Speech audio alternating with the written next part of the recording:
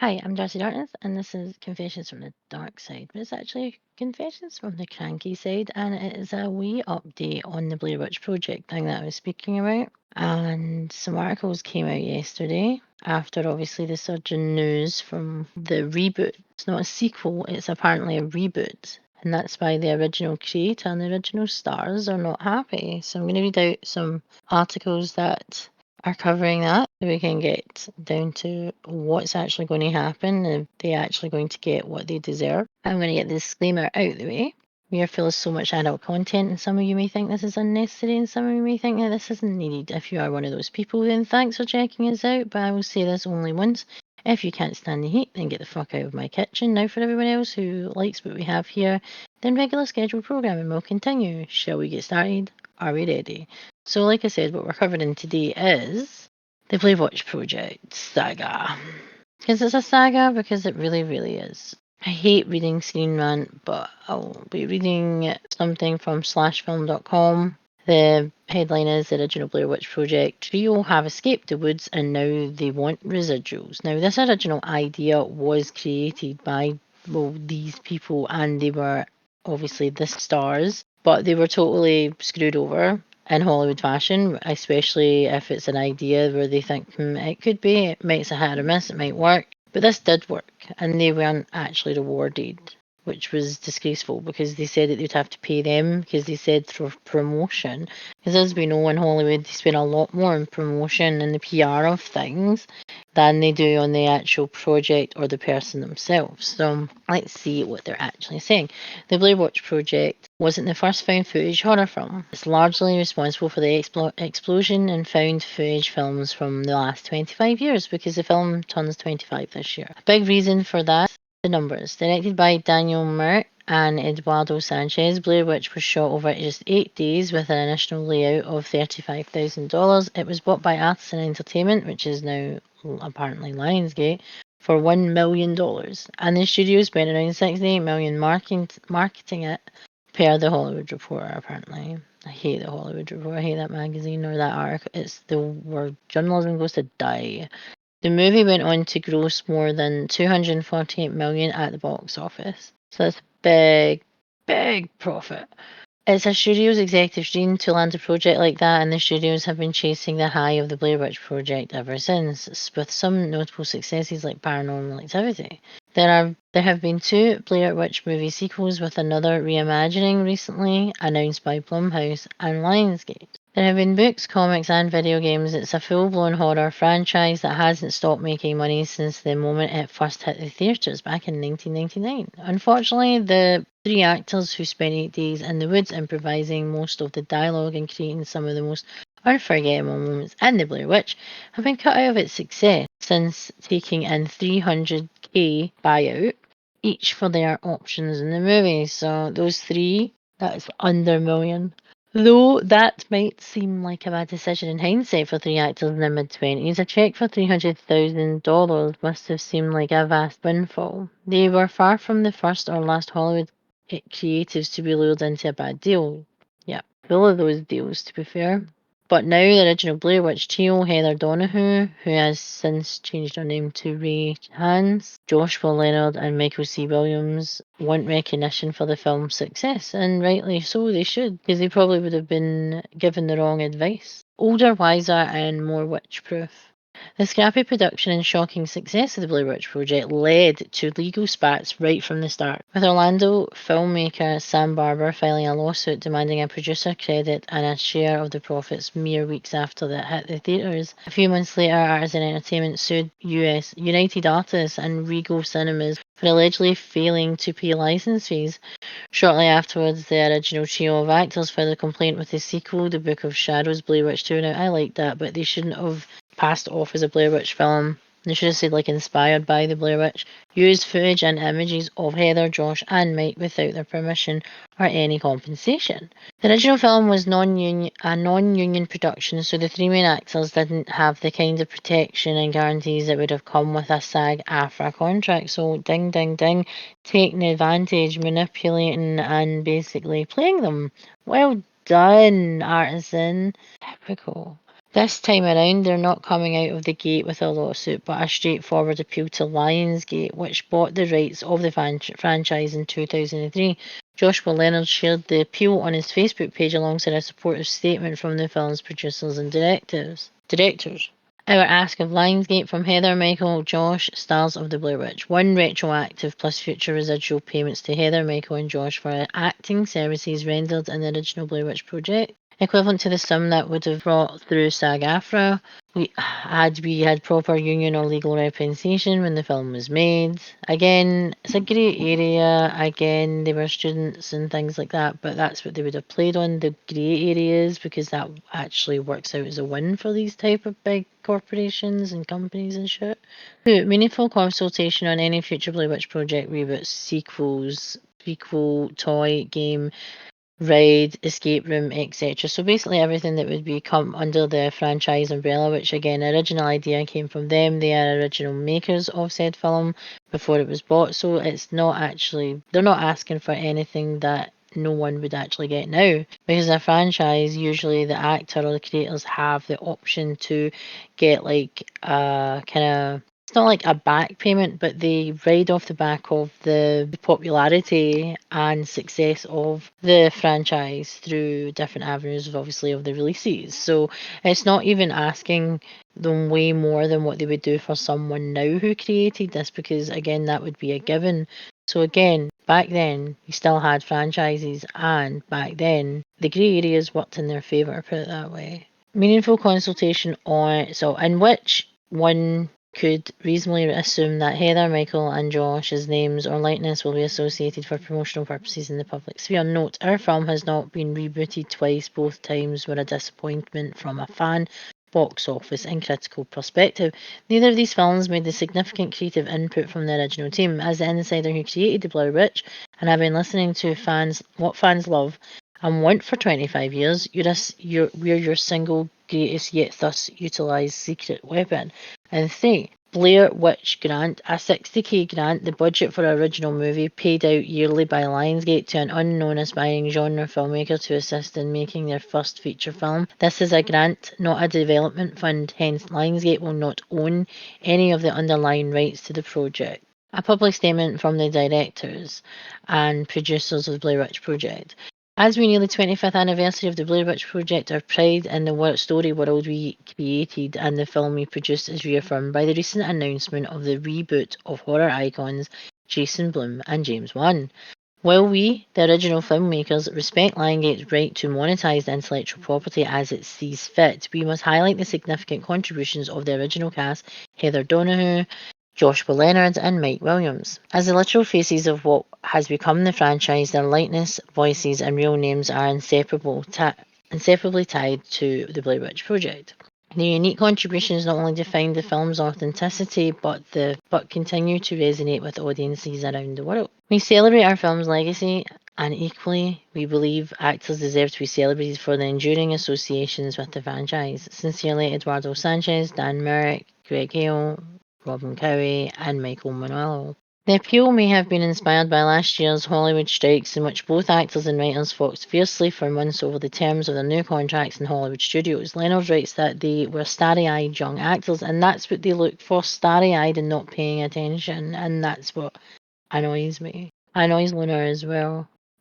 So starry-eyed actors in 1999, but are grown-ass adults, greyer, surelier, wiser, and with far fewer fucks to give when it comes to speaking up for their own rights and the rights of other artists who are being put in similar compromised extra positions by dehumanizing systems at this very moment. Again, like I said, still happens, continues to happen, no one gives a fuck. The actors who caught lighting in a bottle. To refer to Heather, Mike and Josh only as actors in the Blair Witch Project is really underselling their role, which also involved shooting all the footage and effectively writing the script in real time as they improvised their lines. Though they faced more trouble than they signed up for at the film's release, I had people coming up to me in the street telling me they'd wish I was dead, saying they want their money back, Hans told Vice in 2016.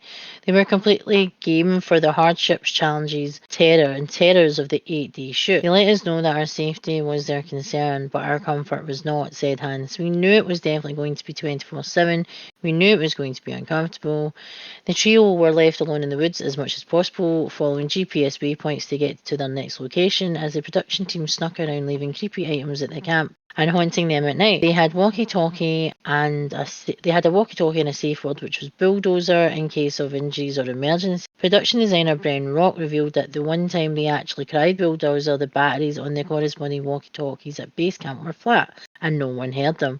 The actors' talent for improv and their genuine stress and discomfort combined to create some of the most electric moments in horror history, from Heather's unforgettable apology monologue to the terrifying final few minutes of the film. Well, as you know, I'm not the biggest fan of the Blair Witch, but it had its place for what it did in the genre and opened up doors for future writers, creators to make movies like this. And that's what annoys me. Back in 1999, 1996, we had the reboot of Scream, where Wes Craven took slasher films and turned them on their side and revamped that for what we have now. Although it's not I don't think what we have now is anywhere near as good as we had in the 90s and early 2000s, even though they did a lot of reboots and they did a lot of remakes.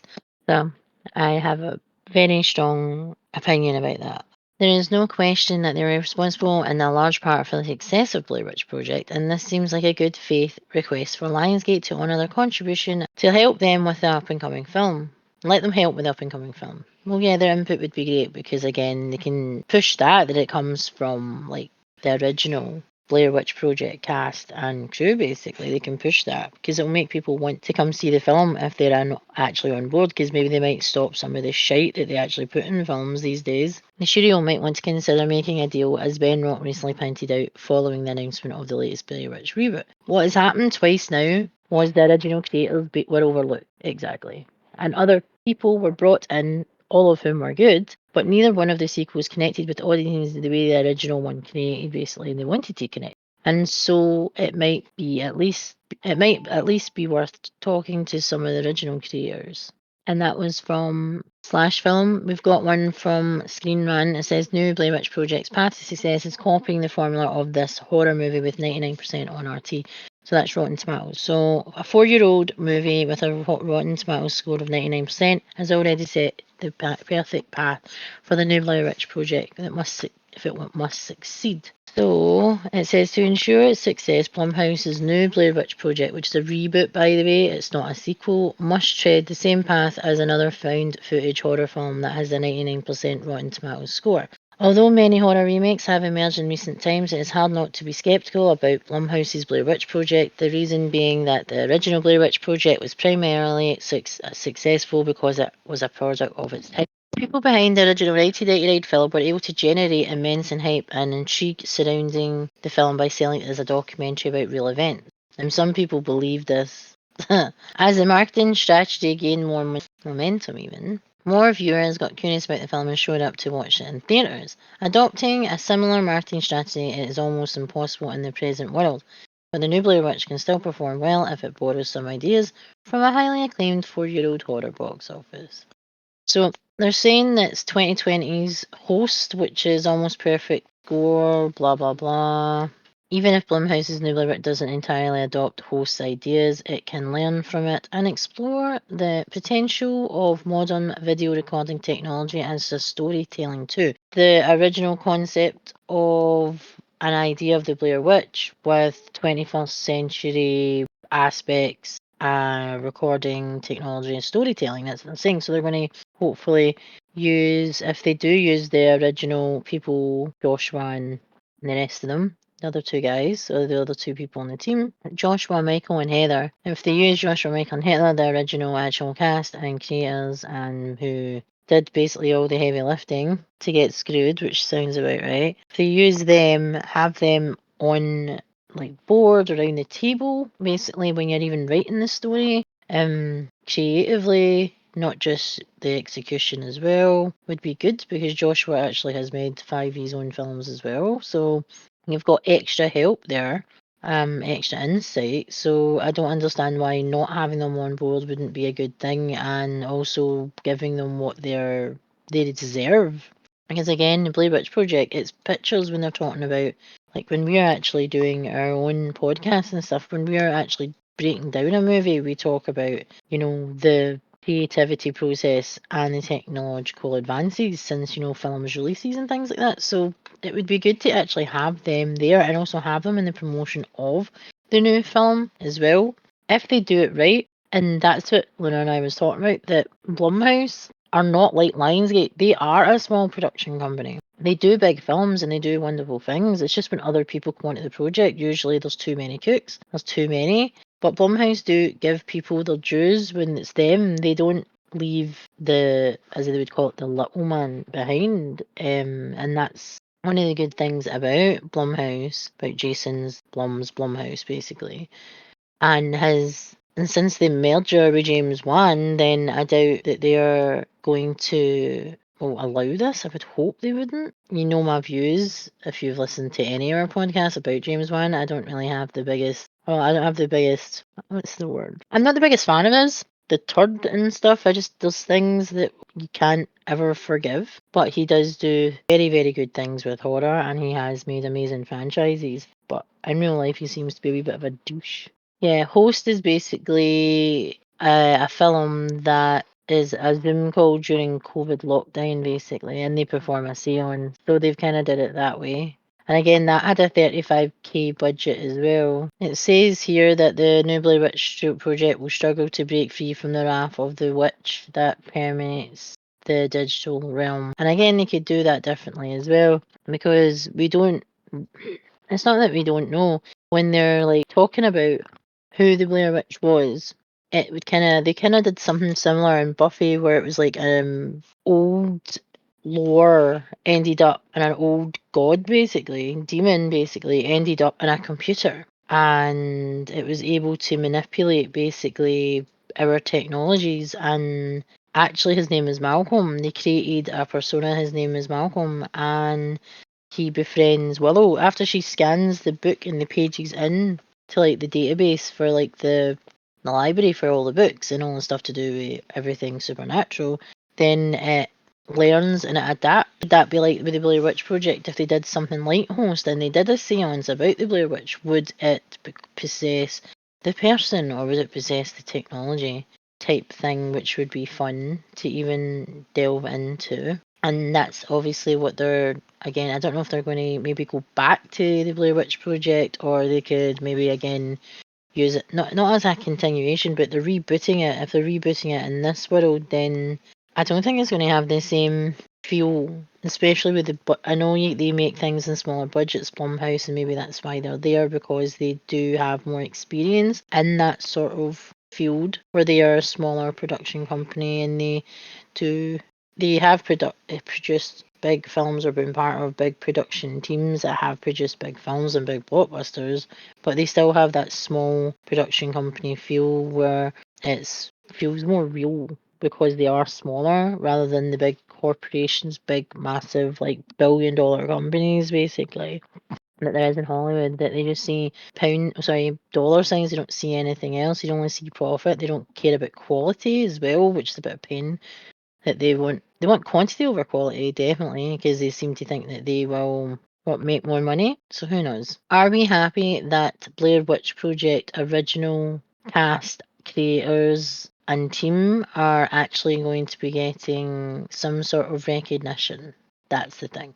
Are we happy about that? There's another article, original from I hate the Hollywood Reporter, so we'll see how much theirs is different compared to the ones I just read out. Original Blair Witch Project cast asks Lionsgate for retroactive residuals in consultation on future projects. Again, same title as everybody else. I see that you do not even have any sort of creativity. The directors and producers of the 1999 horror sensation also share the statement in support of the cast. We believe that actors deserve to be celebrated for their enduring associations with the franchise. The stars of the Blair Witch Project have come together with a public proposal to Lionsgate after the studio recently announced its partnership with Blumhouse for a reboot of the 1999 horror sensation. Heather Donahue, Joshua Leonard, and Michael Williams. Now, Heather's changed her name recently, but they're still using Heather Donahue, because obviously that's what her name was when she actually made the movie. Wrote in a statement on Saturday they were asking Lionsgate for a retroactive and future residual payment, meaning consultation on any future project of the Blair Witch Project. An annual of 60k grant for an unknown aspiring genre filmmaker to assist in making their first feature film.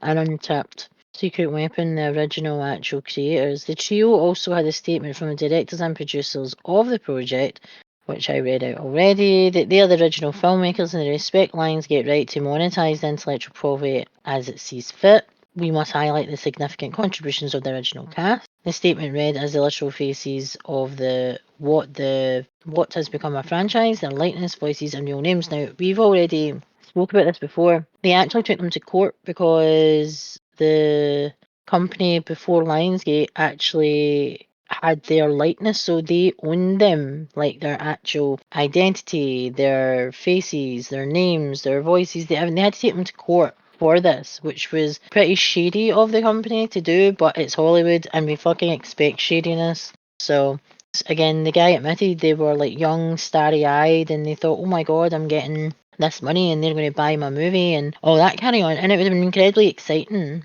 And that's what they played on, the fact that they'd be excited and not really paying attention to the bigger picture.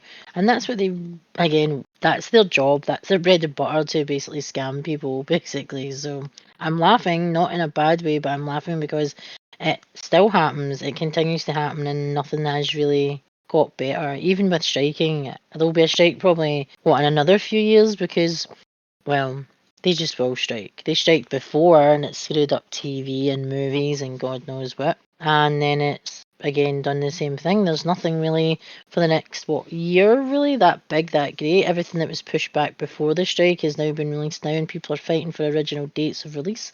But they have to compete with other things because there's a backlog still. However, they've just copied and pasted a bunch of articles as part of Joshua's Facebook, it seems, the Hollywood Reporter. Why does that not surprise me? Yep, it's all copy and paste with a couple of sentences. Is that what journalism is today, Carly Thomas? No offence, the whole Hollywood Reporters like that.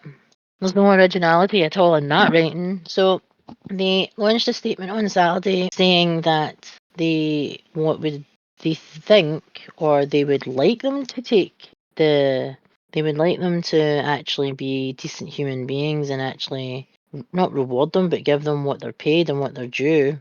Because even the art, like some of the artwork that was used for the movie and still used for the movie, is the missing poster with their name and their details and their pictures.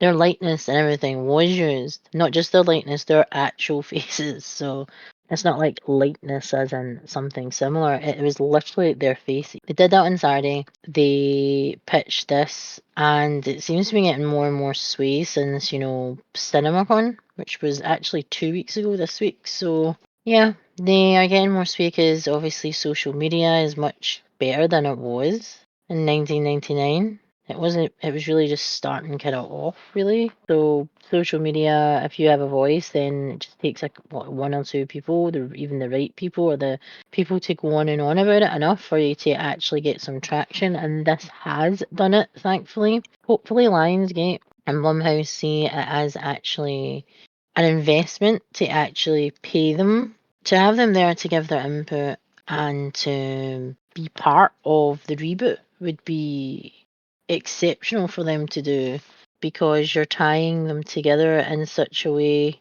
of the original movie, the original creators and actors, and now obviously the Lionsgate not Lions. We're trying to come up with a good name for them, so we're calling them Lionsgate, since it seems to be their thing. And that was Lunar who came up with that. So Lionsgate and Blumhouse, they are really, I think they'd be stupid not to bring them on in some sort of capacity and pay them well and pay them as they should. And for all the movies that Lionsgate has since 2003, it says that they actually bought the rights. So there's been a few, like you said, they've rebooted things or they've added sequels to the franchise or similar movies that are part of the franchise and use their ideas and stuff. They've got a whole lot of backlog to deal with, and if they're not going to give them that, then they should start paying them from now, especially if they're going to be using their idea, their concept that was the reason that Blair Witch Project became the success it is. And that's how I feel about it, and I think Lunar's the exact same way. They should be getting what they deserve for something that they created. And that's what actually, again, happens. If you're not a big ass writer in Hollywood or an established writer in Hollywood, you're fucked. People will take your work and they will pass it off as their own. And it happens in music as well. It doesn't just happen in Hollywood, it happens in the music industry as well. And has been going on, and I doubt it's going to get any better anytime soon. So what do you think of the statements from the actual crew of the Blair Witch Project now standing as the united front and supportive front to the original creators? What do you think about them actually coming out in support to them, to Joshua, Heather and Michael? What do you think will happen next? Do you think they'll listen? Do you think they'll maybe take this on board? The fans maybe want to hear or see the names of Joshua, Leonard, Heather Donahue, and Michael Williams. Would you not want to hear them? And again, going to cons and stuff. Cons is different now, going to conventions like Comic Con and stuff.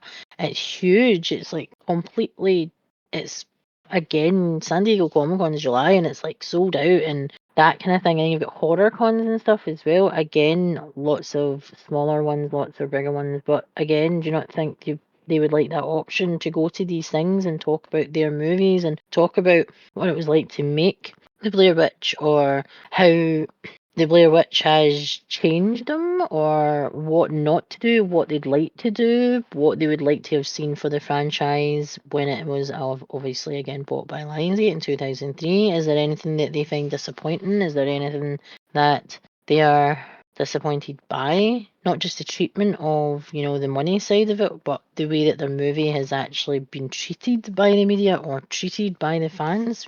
People want to hear that. But again, we missed out on this, and maybe this is their chance to make up for the fact that they deserve a lot more than what they got back then, and they should maybe repair it by doing it now. Who knows? If you like content like this, remember you can check us out on our social media platforms: YouTube, Buzzsprout, Amazon Music, Spotify, Instagram, Twitter, which is X, and Facebook. You can reach out to us there. And was there any other projects you feel that have had a similar type of situation? Then let me know in the comments below. And you feel that some people have been wronged, let me know. If you have any articles or anything that you think I might actually find interesting or have something to do with any of the topics that we talk about, you can send them to our email, which is confessionsfromthedarkside@gmail.com. Also, there's Darcy, which is myself, which is behindthemaskreviews@gmail.com, and the spelling is on screen right now. And we have Lunar and LunarXRising@gmail.com. Get to know us as individuals, then you can check us out on our links below. Mine's are Darcy Behind the Mask Reviews.